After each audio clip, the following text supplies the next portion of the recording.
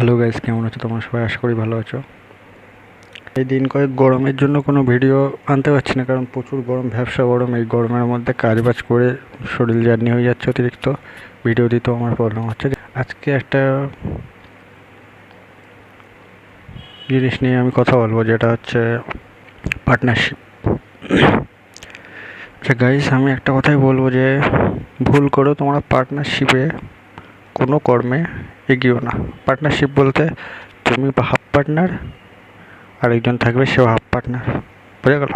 Partnership বলতে এটাই, বা 10 জন মিলে পার্টনারশিপ, এটাই বলে পার্টনারশিপ। তো পার্টনারশিপ ভুল করে এগিয়েও না।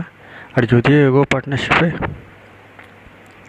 পার্টনারশিপে যদিও এগো, চারিদিক দিয়ে ভেবে চিনতে পার্টনারশিপে এগোনো দরকার।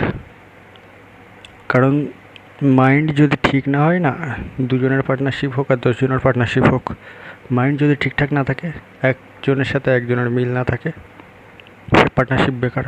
কোনো কোনো কিছু নেই। পার্টনারশিপটা যখন তখন ভেঙে যাবে। তো এরকম পার্টনারশিপ রাখার থেকে না রাখাই বেটার। আমি বলবো একা একাই সব কিছু করো।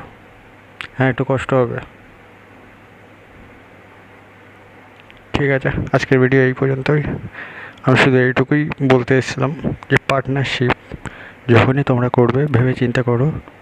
কারণ পার্টনারশিপ মানে দুজনের মন থাকা দরকার। একজন বলবে আর একজন শুনবে না, এটা কোনো পার্টনারশিপ বলে না।